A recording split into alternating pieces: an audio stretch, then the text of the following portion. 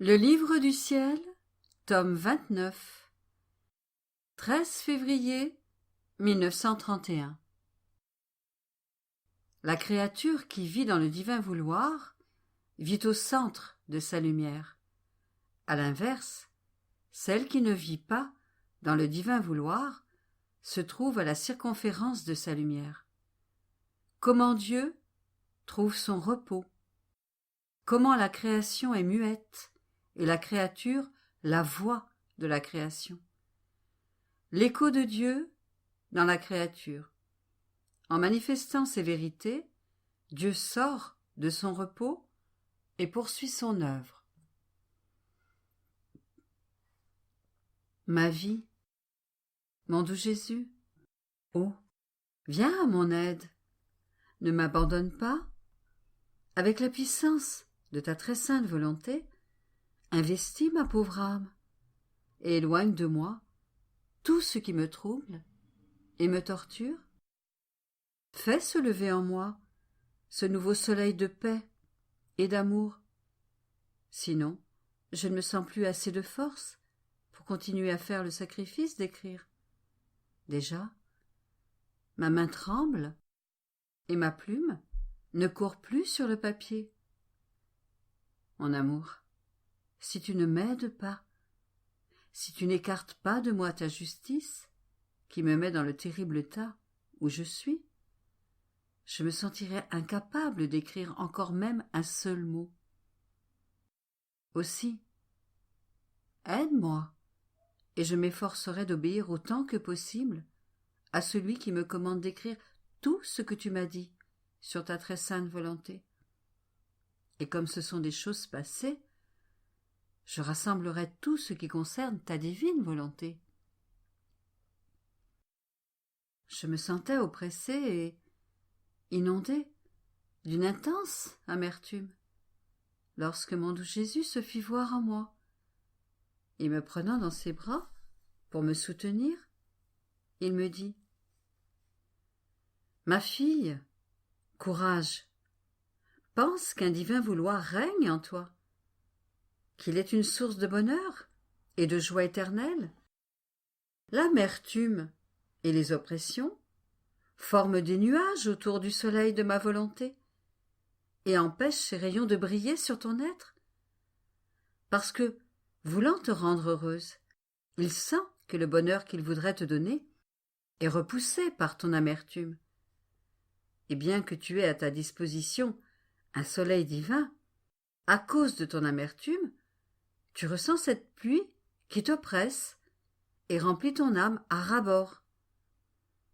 Tu devrais savoir que l'âme qui vit dans ma volonté se trouve au centre de la sphère du soleil divin, et qu'elle peut dire: « Le soleil est à moi », mais celle qui ne vit pas en lui se trouve à la circonférence de la lumière que répond partout le soleil divin, parce que mon vouloir, avec son immensité, ne peut ni ne veut se refuser à personne, et il est comme le soleil qui est contraint de dispenser à tous sa lumière, bien que tous ne veuillent pas la recevoir. Et pourquoi? Parce que ma volonté est lumière, et que la nature de la lumière est de se donner à tous, à ceux qui ne la veulent pas, comme à ceux qui la veulent. Mais quelle est la grande différence entre l'âme qui vit au centre de mon soleil divin et celle qui est à sa circonférence? C'est que la première possède les biens de la lumière, et ils sont infinis. La lumière la défend contre tous les maux, afin que le péché n'ait pas de vie dans cette lumière. Et si des amertumes se lèvent, ce sont comme des nuages qui ne peuvent pas avoir une vie éternelle. Une petite brise de ma volonté suffit pour disperser les nuages les plus lourds, et l'âme se retrouve plongée au centre de son soleil qu'elle possède. D'autant plus que les amertumes de celles qui vivent dans mon vouloir sont toujours pour ma cause. Et je peux dire que je ressens l'amertume avec toi, et que si je te vois pleurer, je pleure avec toi. parce que ma volonté me rend inséparable de celle qui vit en elle, et je ressens ses souffrances, plus que si elles étaient miennes. De fait, ma volonté qui réside dans cette âme appelle mon humanité, en celle qui souffre, pour lui faire répéter sa vie sur la terre. Et, oh, quels divins prodiges se produisent! De nouveaux courants sont ouverts entre la terre et le ciel, à cause de cette nouvelle vie de souffrance que Jésus peut vivre dans sa créature. Et si mon cœur est humain, il est aussi divin et possède la plus douce tendresse, et les attraits et les tendresses de mon cœur sont si puissants en voyant souffrir une créature qu'il aime, que mon très tendre amour liquéfie mon cœur qui se déverse sur les souffrances et sur le cœur de ma créature bien-aimée. Par conséquent, je suis avec toi dans la souffrance, et à double titre, comme acteur des souffrances et comme spectateur, afin de jouir des fruits de ma souffrance, que je veux développer en elle. Ainsi, pour celle qui vit dans ma volonté, il y a des soleils au centre de sa vie, et nous sommes inséparables. Je la sens palpiter en moi, et elle sent ma vie palpiter dans l'intimité de son âme. Quant à celle qui vit à la circonférence de la lumière, s'il est vrai que le soleil de ma divine volonté se répand partout, elle n'est cependant pas propriétaire de la lumière, car la vraie possession n'existe que si un bien réside en soi, et que personne ne peut vous l'enlever, ni dans cette vie, ni dans l'autre. Par contre, le bien qui se trouve au dehors est sujet au danger, et ne peut pas procurer la sécurité, et l'âme souffre de faiblesse, d'inconstance et de passion qui la tourmentent, au point de se sentir distincte de son Créateur. C'est pourquoi je te veux toujours dans ma volonté, pour me laisser continuer ma vie sur la terre.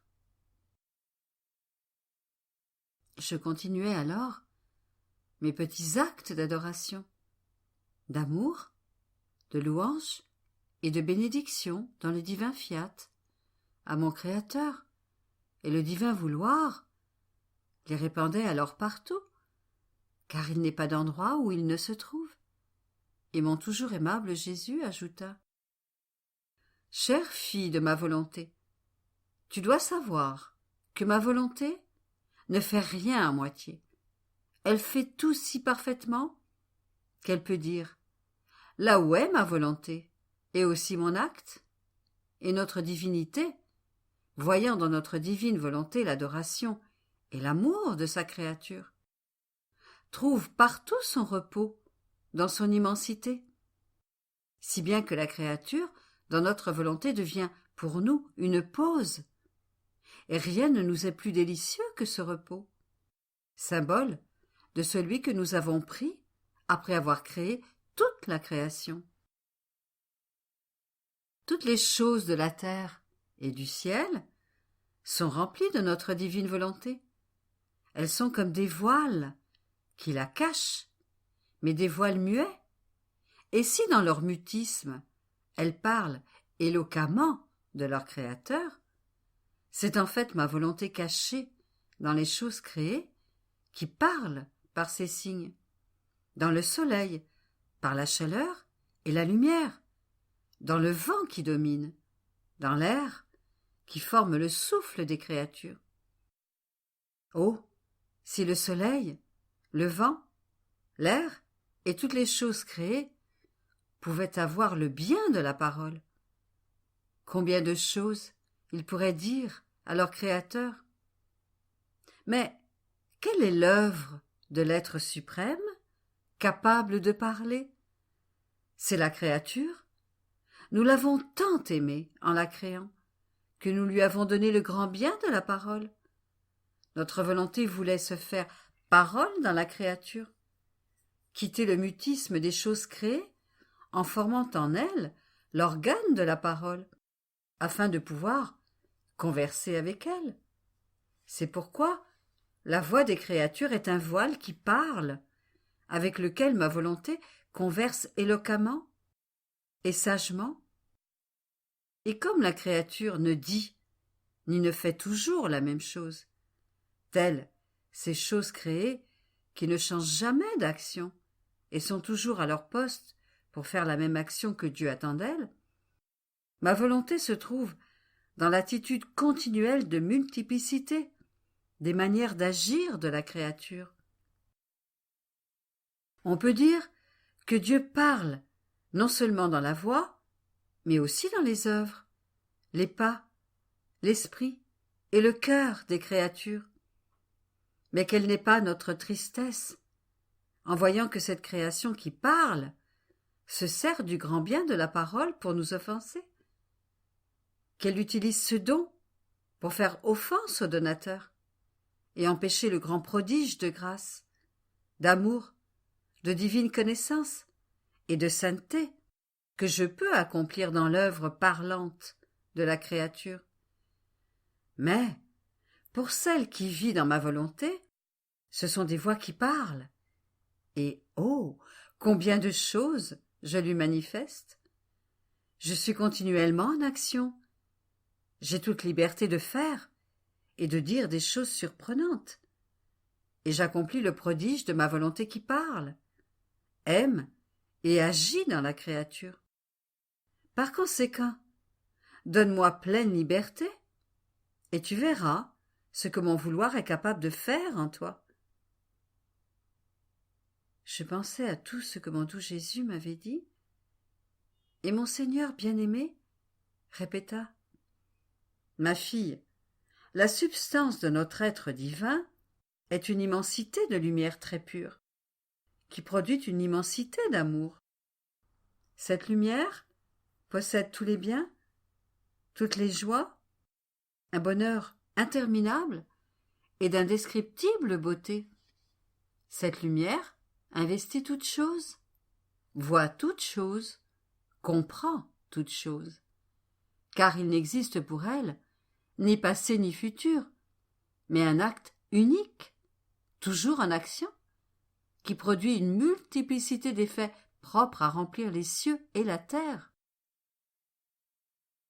L'immensité d'amour que produit notre lumière nous fait aimer notre être et tout ce qui sort de nous d'un amour capable de faire de nous des amants parfaits, de sorte que nous ne sommes capables de rien, sinon aimer, donner et demander de l'amour. L'écho de notre lumière et de notre amour se répercute dans l'âme de la créature qui vit dans notre volonté, pour la transformer en lumière et en amour. Et combien nous sommes heureux de former nos modèles de nos mains créatrices.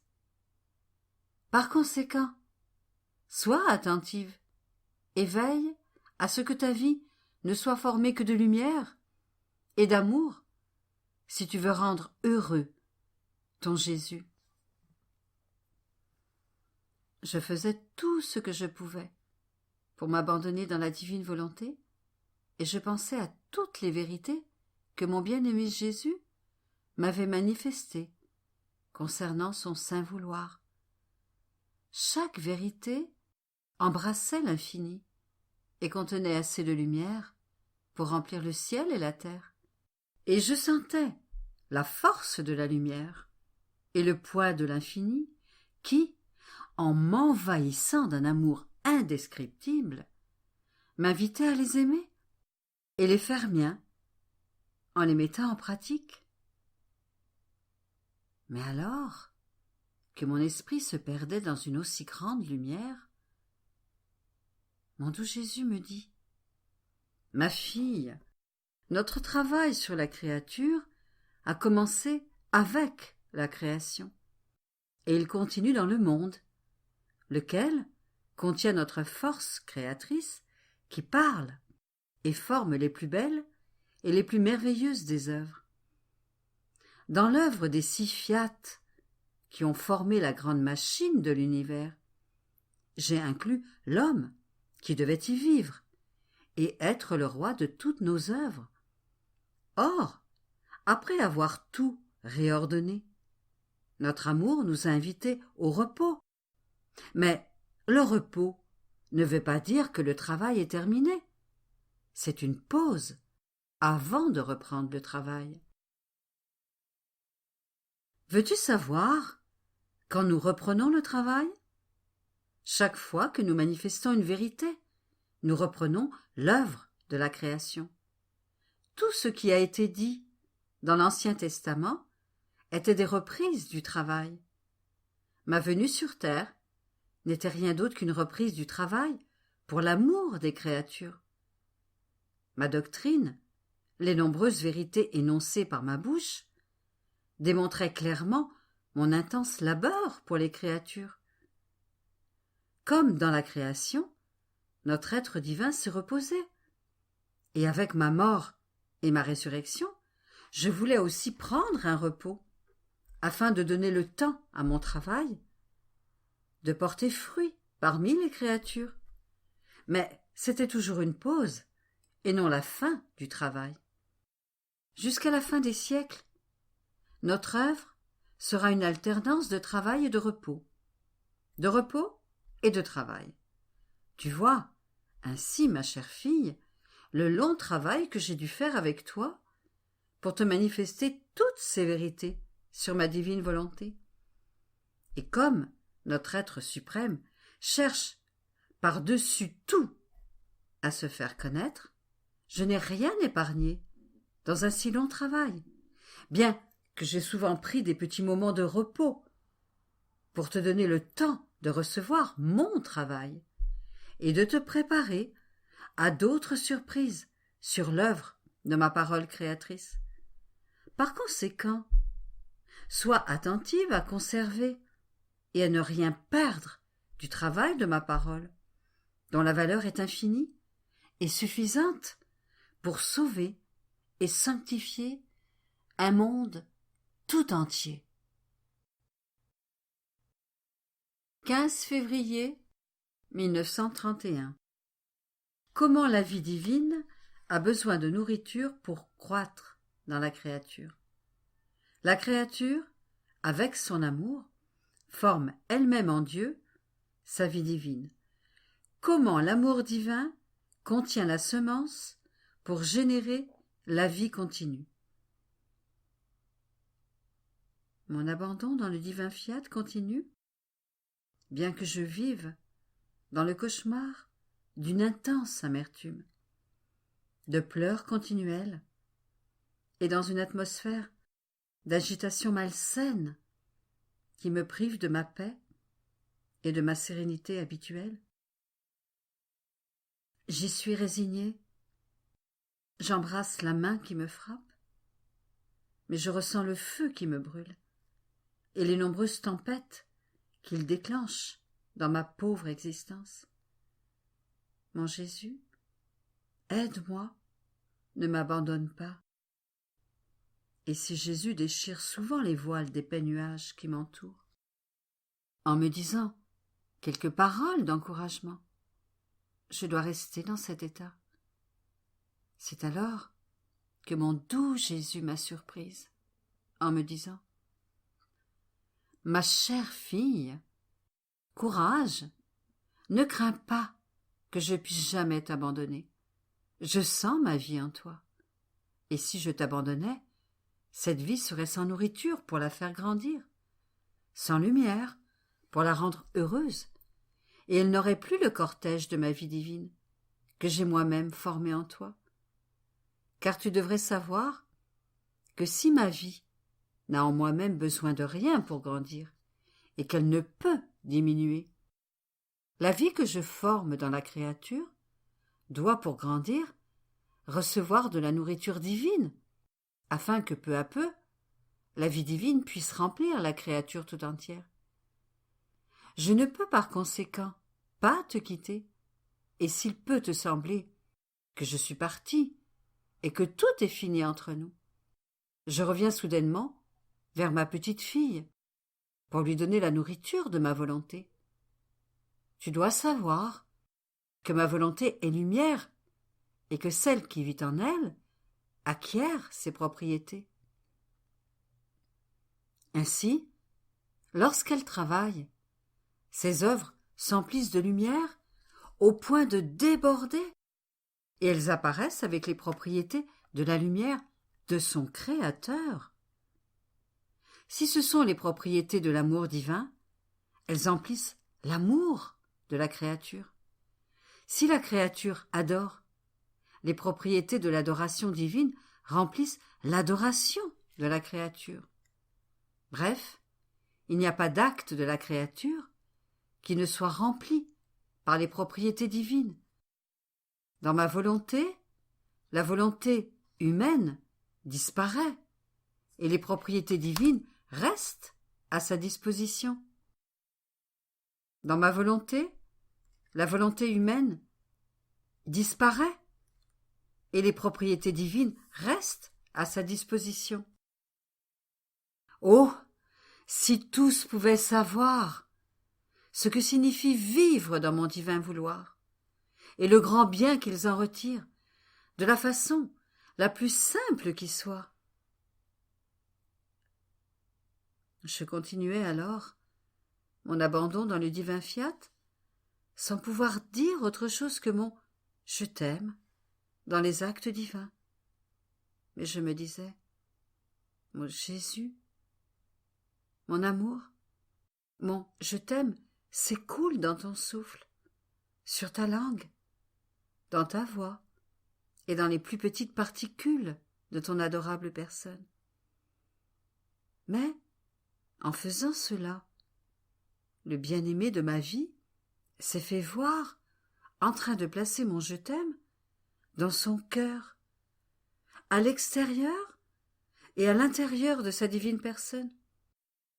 Et il y prenait tant de plaisir qu'il m'incitait à répéter tous les « je t'aime » que je pouvais, afin de les voir dans tout son être. Puis, me serrant contre lui, il me dit « Ma fille, l'amour est vie, et quand cet amour sort de l'âme qui vit dans ma volonté, elle possède la vertu de former en Dieu lui-même la vie de l'amour.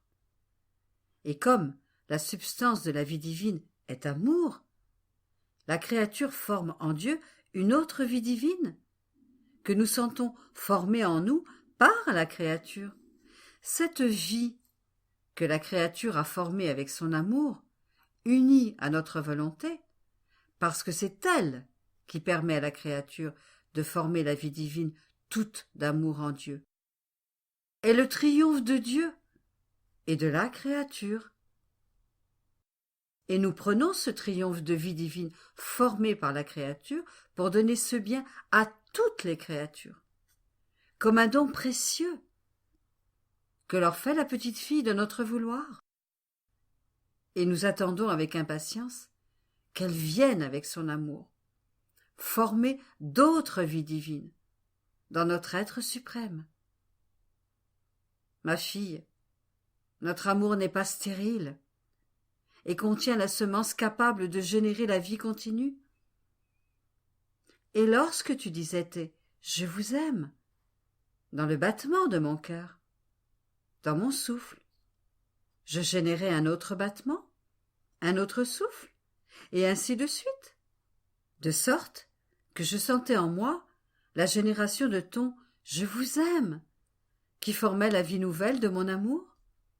Oh, comme j'étais heureux de penser que ma fille formait ma propre vie en moi, toute d'amour. Si tu savais combien est émouvant cet acte de la créature qui donne Dieu à Dieu avec son amour, combien il nous ravit, et dans notre ravissement, nous donnons un autre amour, afin d'avoir la satisfaction de devoir répéter nos nouvelles vies d'amour. Par conséquent, aime beaucoup, et tu rendras plus heureux ton doux Jésus. 17 février 1931. Conditions imposées, larmes amères. Jésus la console, avec l'assurance de lui accorder la grâce de ne pas la laisser tomber dans les souffrances. Comment seule la souffrance volontaire constitue la vraie victime. Je vis des jours très amers, et ma pauvre existence est un cauchemar. Mon Jésus, aide-moi, ne m'abandonne pas.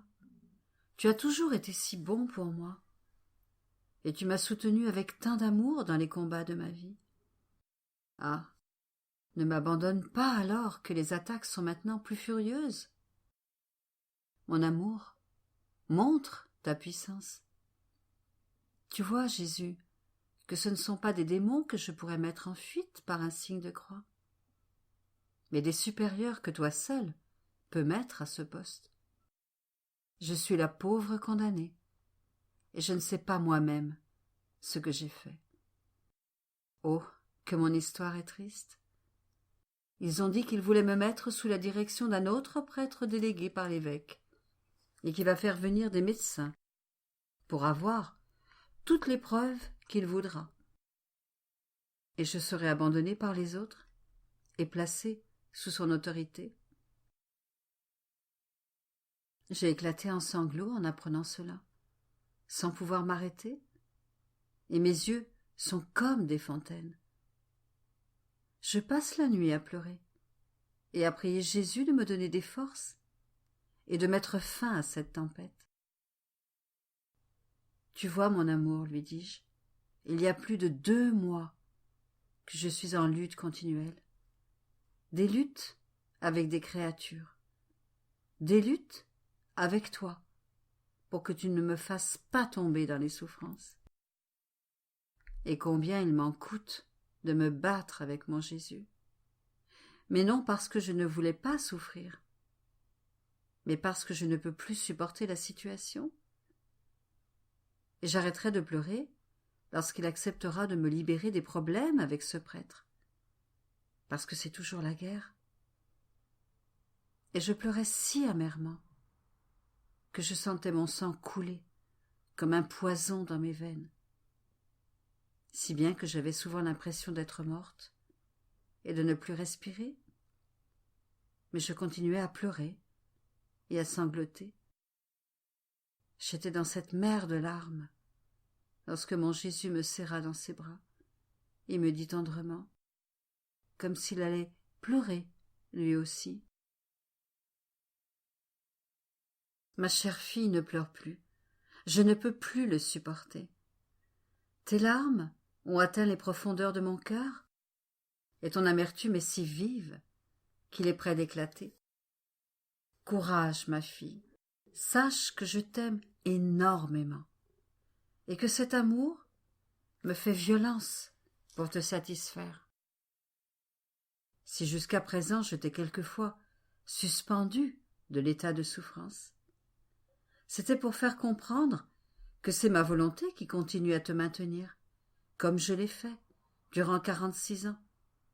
Mais à présent qu'ils veulent te mettre au pied du mur, ils me placent dans la condition où je dois faire usage de ma volonté permissive pour te suspendre de l'état de victime. Par conséquent, n'aie pas peur, car maintenant je ne te communiquerai plus mes souffrances. Je ne m'étendrai plus en toi, de telle sorte que tu demeurais raide et immobile. Tu n'auras donc plus besoin de quelqu'un. Reste calme, ma fille. Ils ne veulent plus que tu tombes dans les souffrances, et je ne le ferai plus.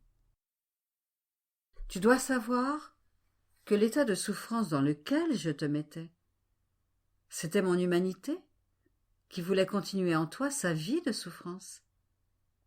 Ma volonté demeure maintenant en toi la chose la plus importante, et tu dois me donner ta parole que tu vivras toujours en elle, que tu sauras la sacrifier, la victime de ma volonté.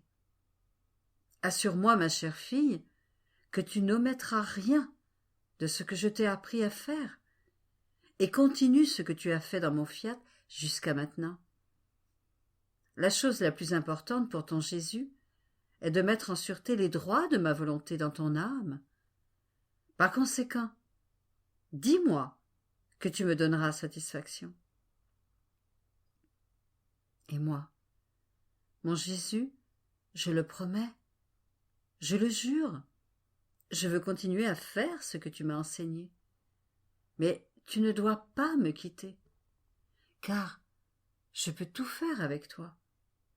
Mais sans toi, je ne suis bonne à rien. Et Jésus reprit. Ne crains rien, je ne te quitterai pas. Sache que je t'aime, et que c'est eux qui m'ont amené à arrêter de te faire tomber dans cet état de souffrance. C'est mon amour pour toi, en te voyant pleurer si fort, qui a conquis ma volonté pour lui faire dire « c'est assez ». Mais sache que les calamités vont pleuvoir à présent. Il les mérite. S'il n'accepte pas les victimes que je veux, et comme je les veux, il mérite avec justice d'être sévèrement puni. Et ne crois pas que je ferai cela le même jour. Laisse passer un peu de temps, et tu verras ce que ma justice a préparé. J'ai passé la première journée sans me disputer avec Jésus, qui m'avait assuré qu'il ne me ferait pas tomber dans les souffrances. Et ainsi, je n'avais plus à demander de pouvoir accepter les souffrances que Jésus voulait me donner. Mais si la lutte était terminée, il me restait la peur que mon bien-aimé Jésus pourrait me prendre par surprise. Et afin de me calmer, il me dit « Ma chère fille, n'aie pas peur. Jésus te l'a assez dit. Je ne suis pas une créature pour manquer à ma parole. Je suis Dieu, et lorsque j'ai parlé, je ne change pas. Je te dis que même s'il ne se calme pas, je ne te ferai pas tomber dans les souffrances. Et il en sera ainsi. Et même si le monde est bouleversé à cause de ma justice qui veut punir les créatures, je tiendrai parole.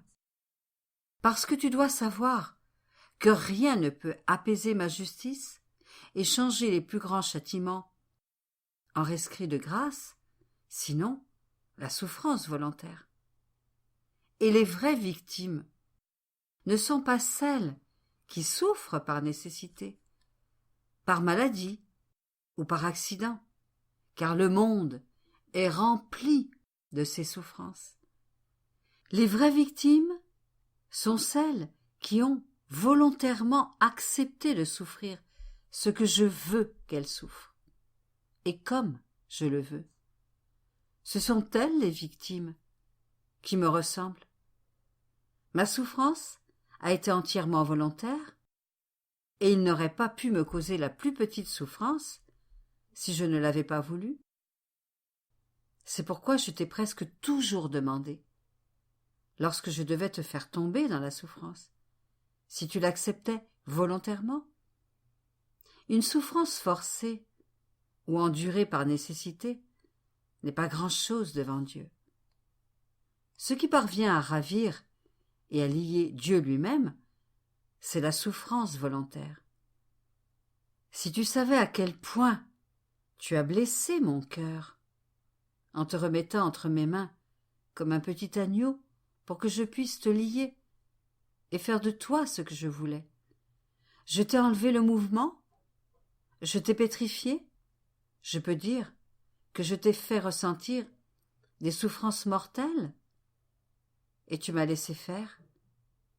Et ce n'était rien encore, car le pire était que tu ne pouvais pas sortir de l'état dans lequel ton sacrificateur t'avait placé, si un de mes ministres ne venait te rappeler à l'obéissance. C'est cela qui te constituait une vraie victime. Pas même à un malade, ni à des prisonniers, on enlève la possibilité de demander de l'aide en cas de besoin extrême. C'est à toi seul que mon amour avait préparé la plus grande croix, car je voulais, et je veux encore, faire de grandes choses avec toi. Plus grands sont mes desseins, plus inhabituelle est la croix que je forme. Et je peux dire qu'il n'y a jamais eu au monde une croix semblable à celle qu'avec tant d'amour dont Jésus a préparée pour toi. Par conséquent, ma tristesse est indescriptible de me voir contrariée par des créatures, quelle que soit leur position d'autorité, concernant la façon dont je veux agir avec les âmes. Ils veulent me dicter des lois, comme si les leurs avaient plus d'importance que les miennes. Ma douleur est donc grande, et ma justice veut punir ces gens qui sont pour moi la cause d'une si grande souffrance.